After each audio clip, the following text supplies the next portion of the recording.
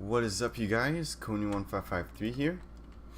So last episode I was finishing off a little part of the BCD to 7-segment display.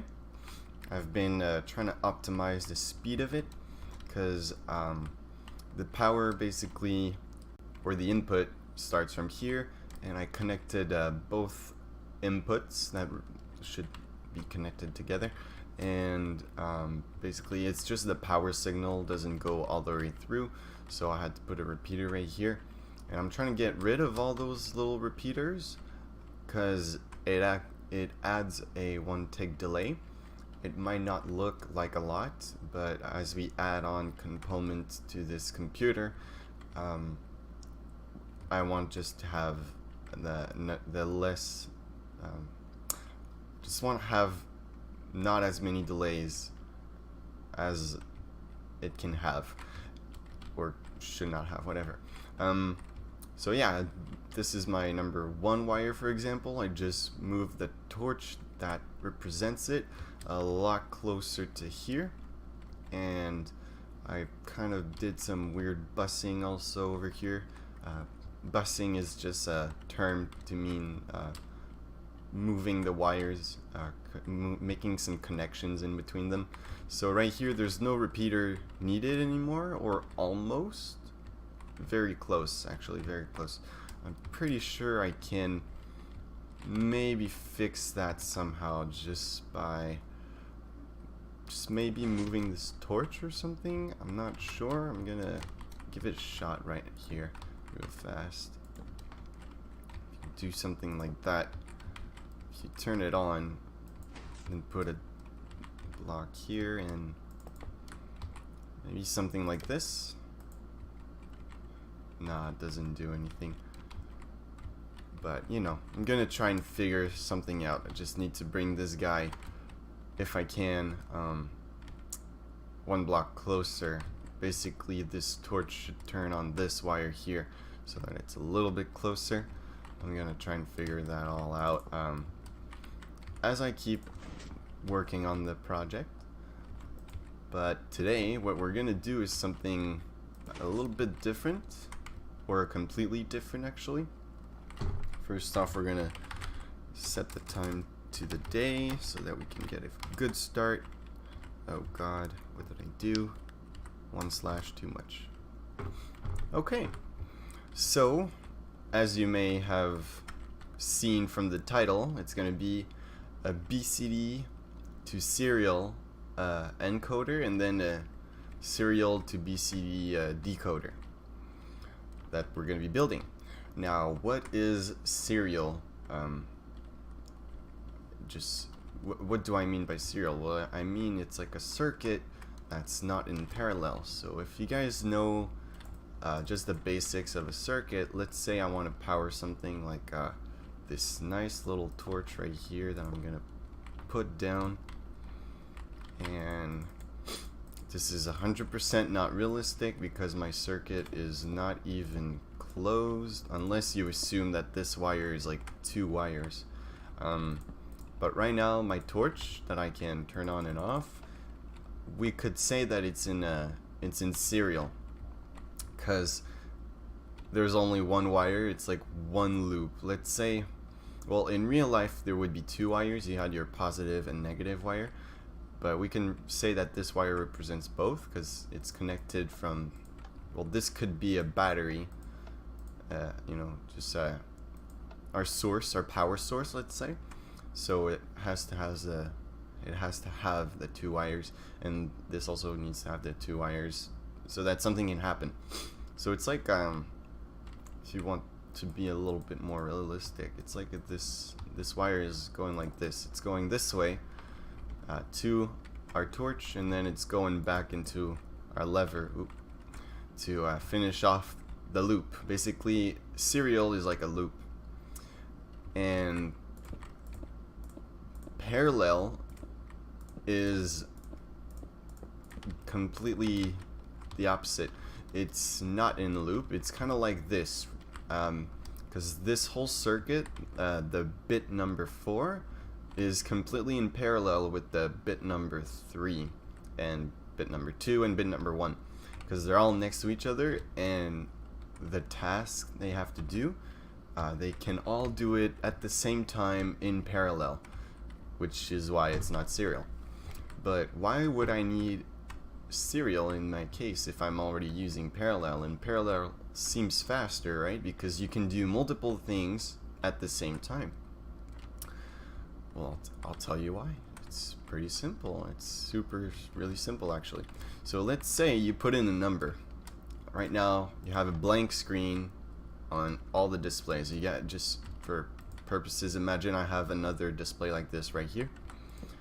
Like this represents my number ones, this is like my number tens, and this would be my hundreds for the decimals, for the digits, okay? Everything is blank except for this guy. There we go. Everything's blank. This is how it would be. Now, when you punch in a number in a calculator, I'll just pretend I have a panel so that you guys can understand a little bit better. Imagine it's like your numbers on your phone. So you got 0, 1, 2, 3, 4, 1, 2, 3, 4, 5, 0, 1, 2, 3, 4, 5, 6, 7, 8, 9. So if you put in a 1, you know, you push in the number 1, then what happens? Well, the number 1 just goes right through, like this would turn off, and this guy would stay on, because this is a number 1. This represents 1. So that's good. Now what happens if I want to put in 12 actually, you know? So I press the 1 already, then you push the number 2. Well, what happens is that this one right here needs to shift. That's the correct term.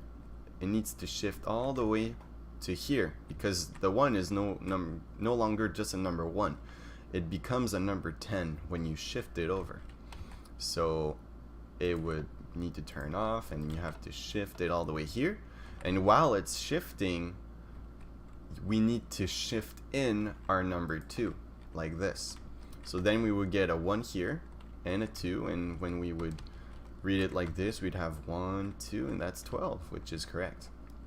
Now let's say I wanted to put 120 or something. So you push in your 0, and what happens is that everything that's been entered so far has to shift to the left, and then you put in your number 0 so that you can read from this point of view 1, 2, 0, and then you can read, oh, it's 120.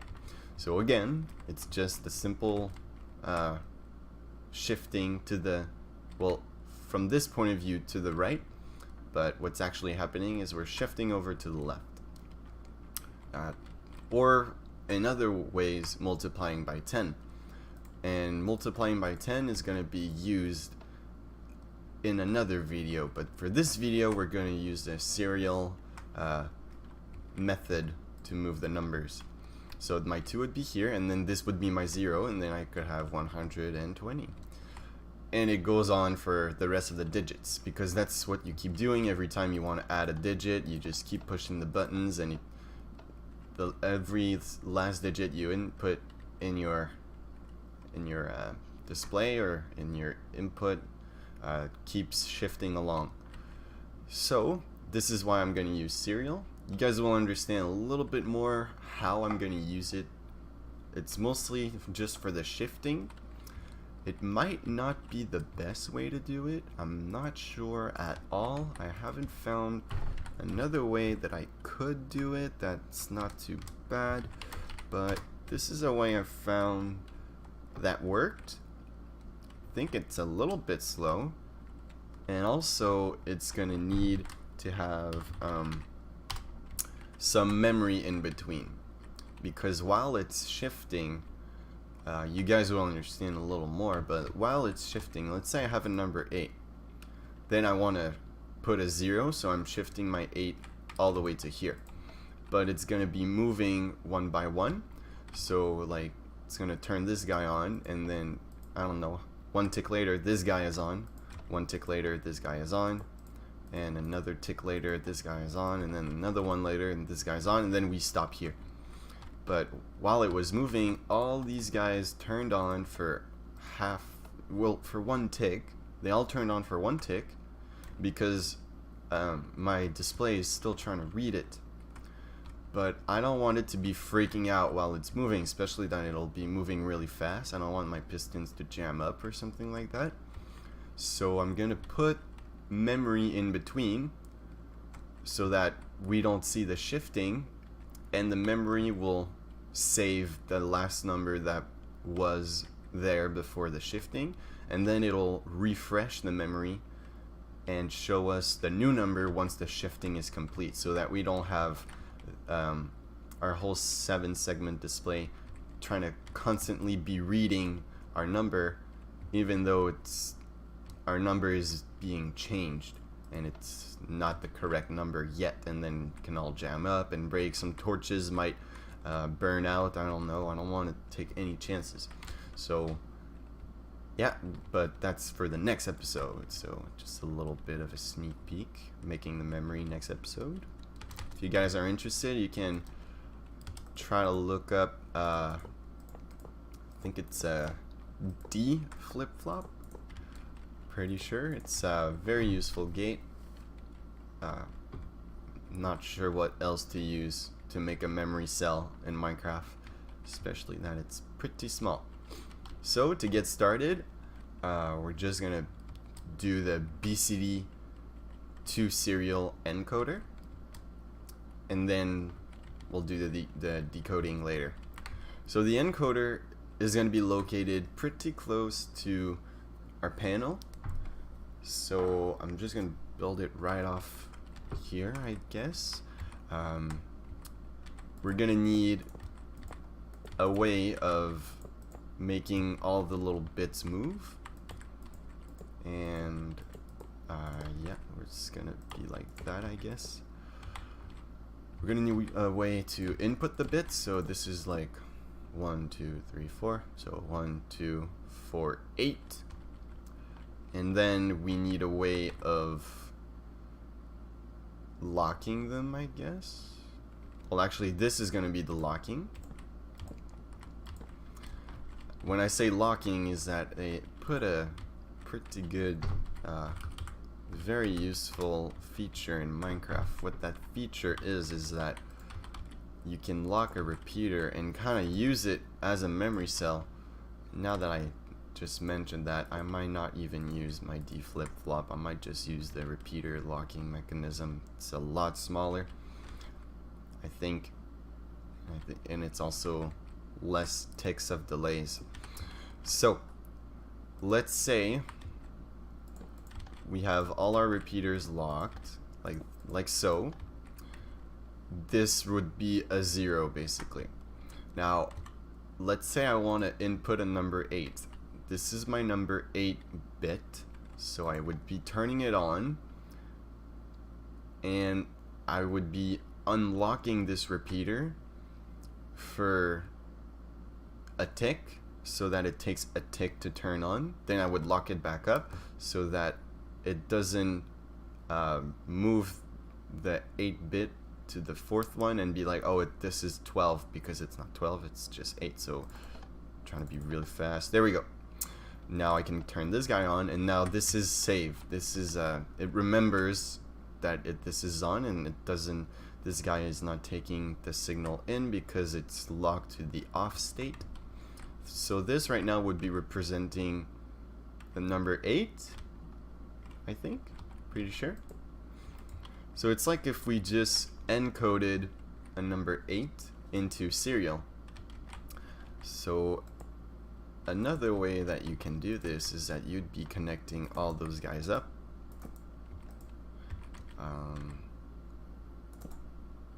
Yeah, that kind of ruined it for me. You'd be connecting those guys up, and you'd be unlocking and locking them at the same time. So let's say I try this again, but this time with multiple bits, like so. And by default I need to have, if I have nothing, they need to be all on by default. So Now let's say I want to put a number 8. What would I have to do? This is a really good question. I'm not even sure myself. Hold on. Because they would all be on. I guess since they would have to stay on, you need to have some sort of way of keeping them on. Like so. Instead of having this. And then when you want to put in a number, the fastest way would be that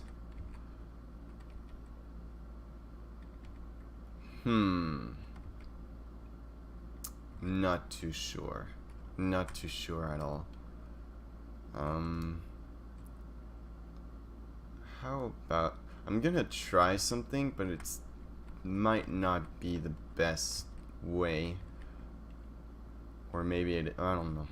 I just have no idea. If I put a number 1, what would happen is that I would need to turn off all my torches. And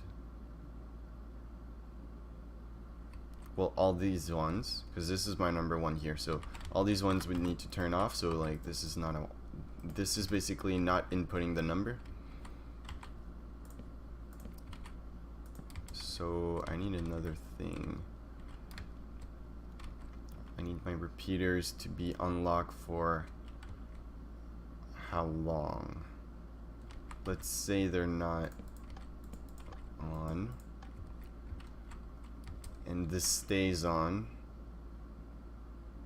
It's like I need almost memory instead, but not really. It's like I'm always refreshing it, but the way I'm trying to do it is that I would be, when I want to refresh it, I would be moving the bits along until I get my number 1, because right now I want to put in the number 1 so everything's on, and like I have my number 1 on, let's say.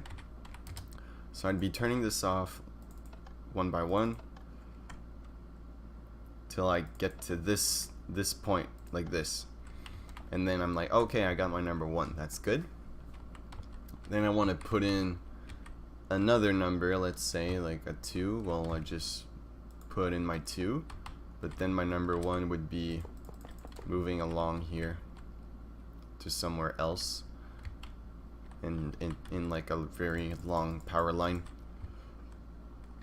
and I'd be just doing it once. This is my 2 that's been correctly inputted, but before it was all on. So, and like my 1 would kind of be this. I'm all imagining this, okay?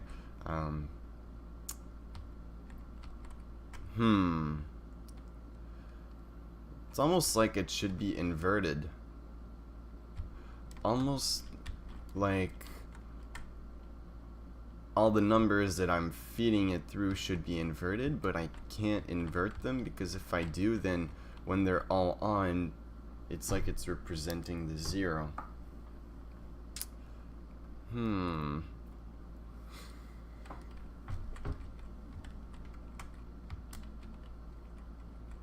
So my 2 would be in, then I would need to shift it in a little more.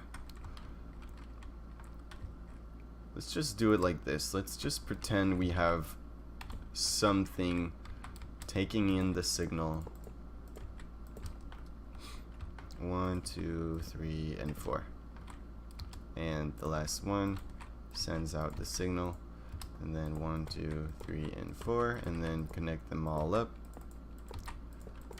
And put the repeaters in between. And it's gonna need to be connected like so.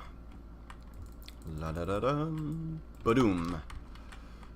Of course, you can't freaking take that. Okay, let's just put a repeater here and there. Okay. So, imagine this is a very long wire, because it can be a very long wire. And this is the decoder section. This is the encoder section. So far, it's very, very ugly, but whatever. So I got my number 2. Now let's say I wanted to put my... Okay, no, let's not do it like this. Let's say I have nothing in.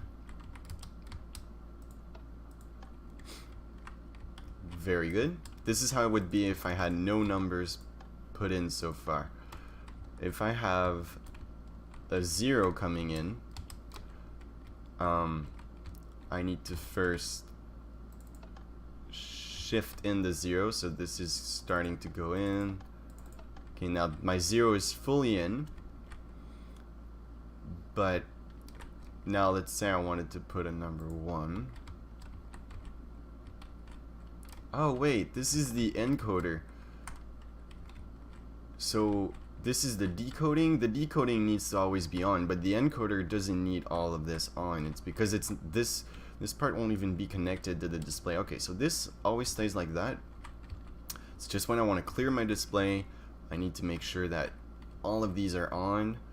So I'm gonna need a way of kind of adding a few torches here just to power this, and when I clear my display and these guys can unlock and refresh, they're all gonna turn on because of that little torch there. Just need a way to do that. Probably when I also set up a button to clear the memory in between. Okay, so this is fine. I want to put in number 1. Just turn on the number 1. Then I want to shift it in, so I need to flip it for 1 tick.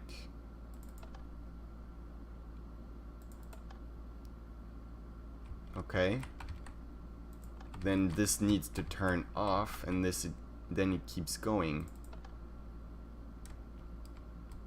Yep, now it's gonna go. So 1, 2, 2.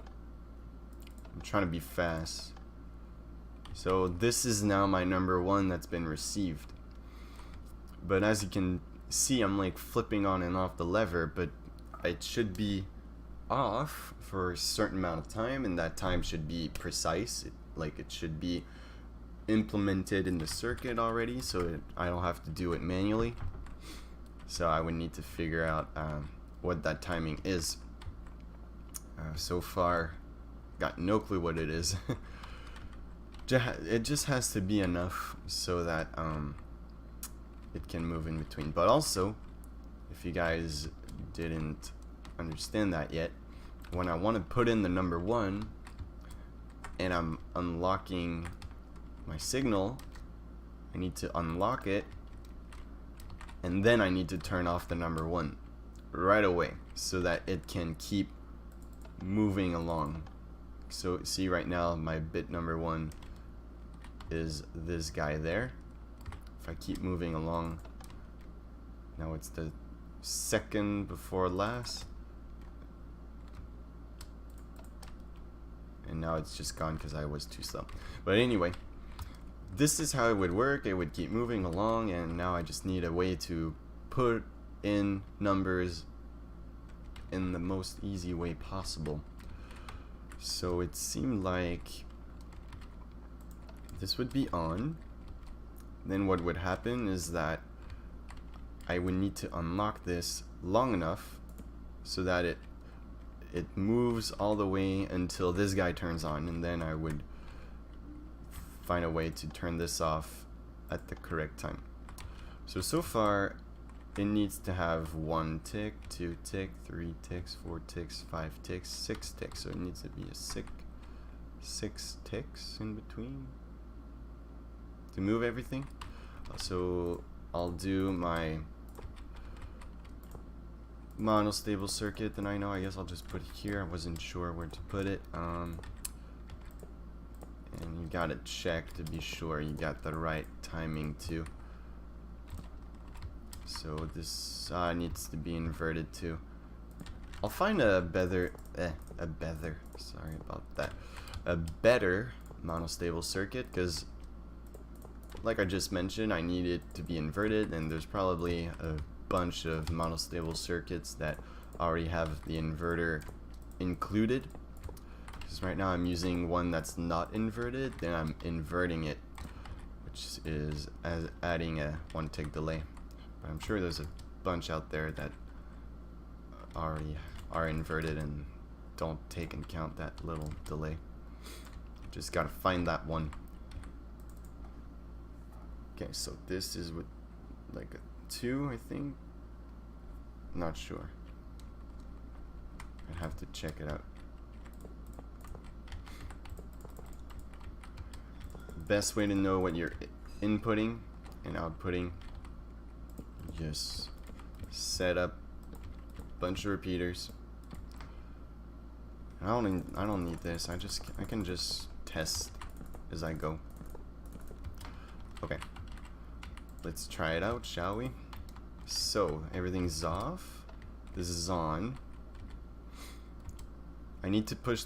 It needs to go long enough so that this power here goes all the way to this guy and stops there. It doesn't go any further. So it's this guy right here. And if I had another one, he cannot turn on. This guy can't turn on ever. So let's try it out.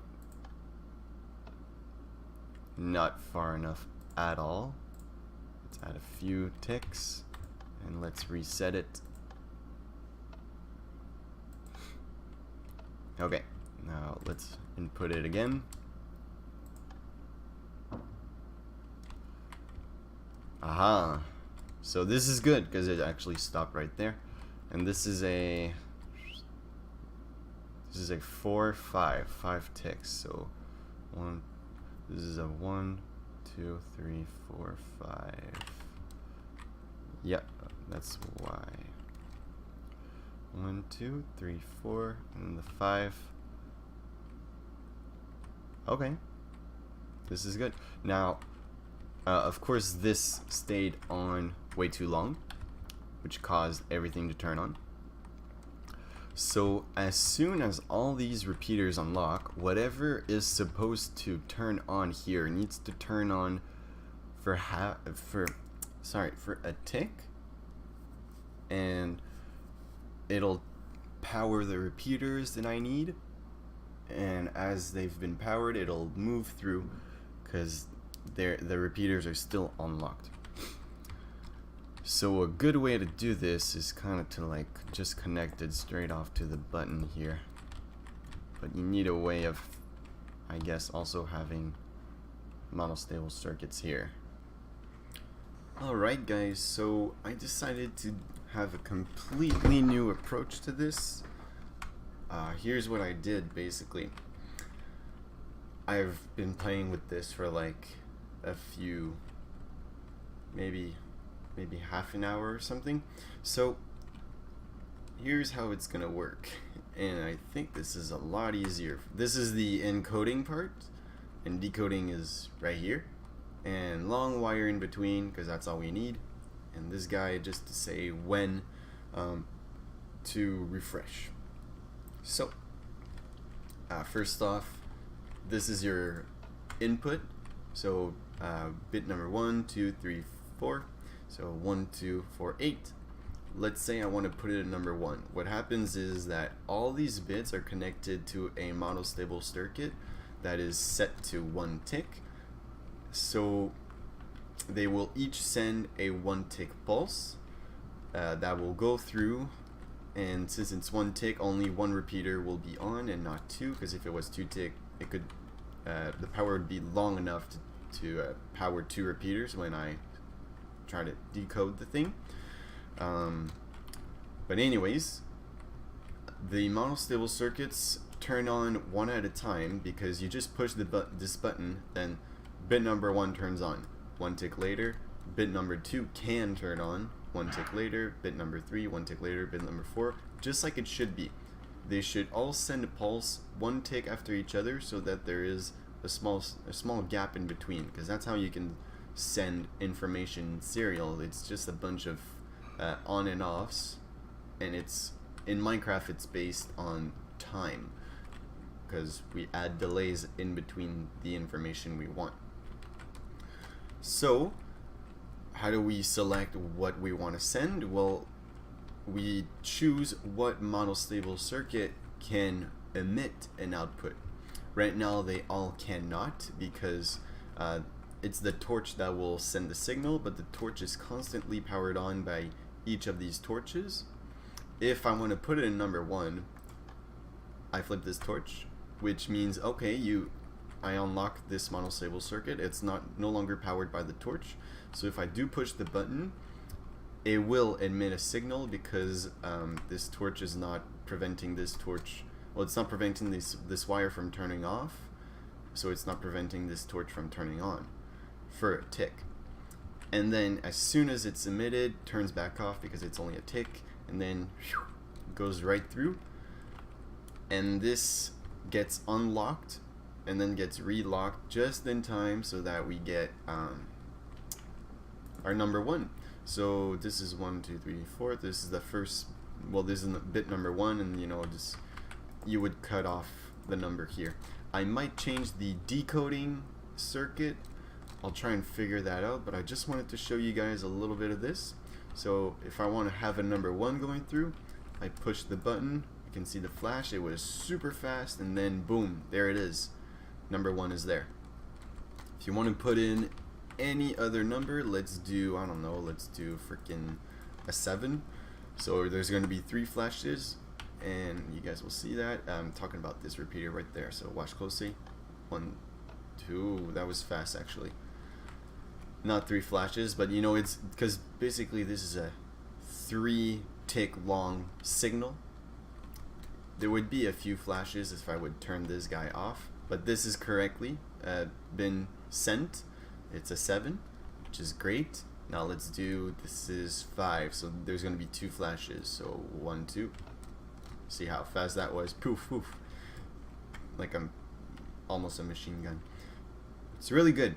So you can send the signal over, and now if I want to just extend this for the number of digits that I'm going to need, then this is 1, 2, 3, and then this is the 4th one.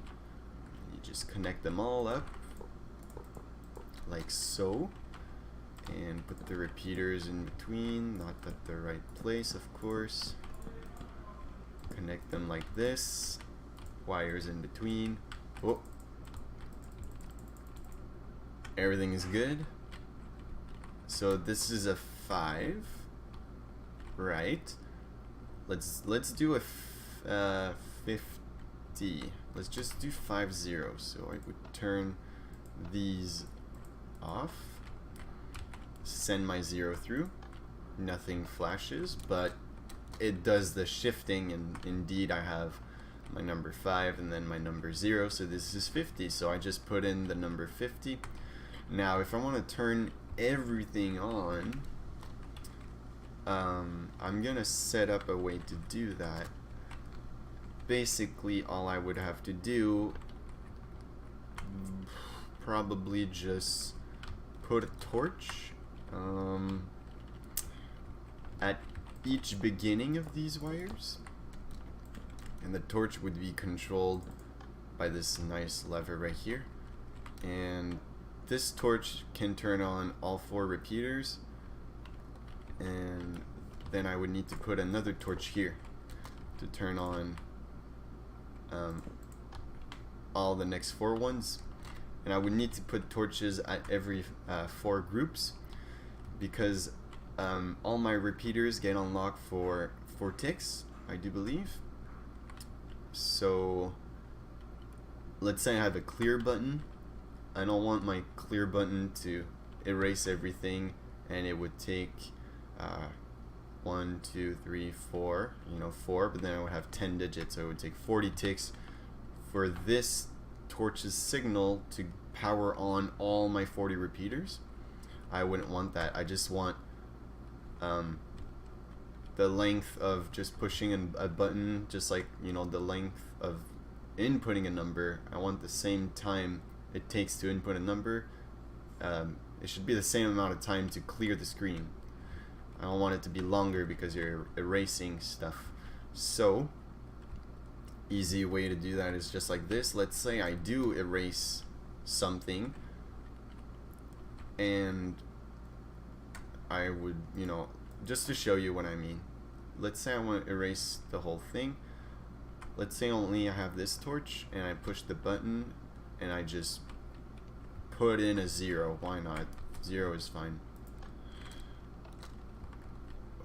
There we go. So this basically means my 7 segments display is flat, and it's stopped exactly here because it's just long enough to get to here. So I would have needed this torch to be on, and I would have to put another torch right here like this for the next 4 ones, and basically I would only have 10 torches like this, or I would have 1 torch like this for each digit. It's not too bad, it's pretty good. Just to show you that it can actually work, I'll just put in 2 zeros so I can shift out my blank panel that I just put in. Okay, now I want to clear my screen. Those two are going to be connected eventually.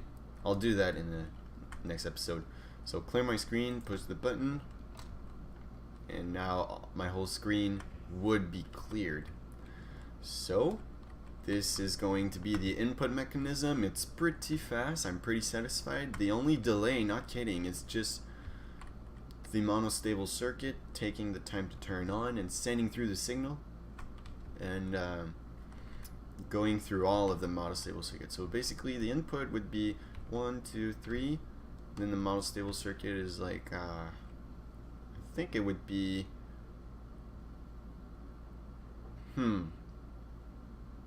takes a tick for this to turn off, takes a tick for it to turn on. So it's 2 ticks before you get your signal in. 1, 2, 3. So it's a 5 tick.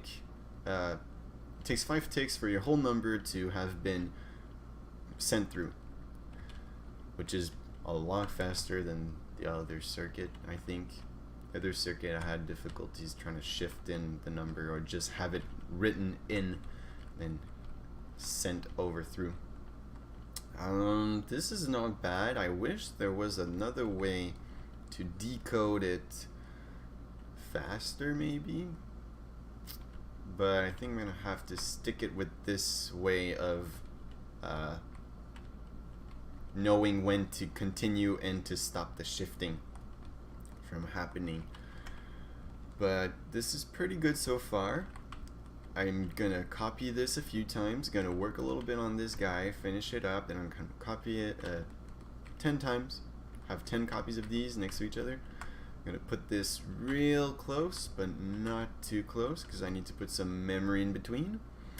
And other than that, this is basically BCD to serial encoder, this nice little thing. And then this is this is serial to BCD decoding right here in this pretty small circuit. Well, it would start from here to there and stop at these blocks, but it's just I have another one because I need more digits. But this is how you can do it. The previous method I was doing is also good. It's just kind of slow, and I want something fast. So I'm gonna stop the recording here, I suppose, and work on that just like I mentioned. But anyways, thank you for watching. Hope you guys enjoyed, and I'll see you in the next one. And like I said, next one is gonna be about memory. So I'll see y'all later.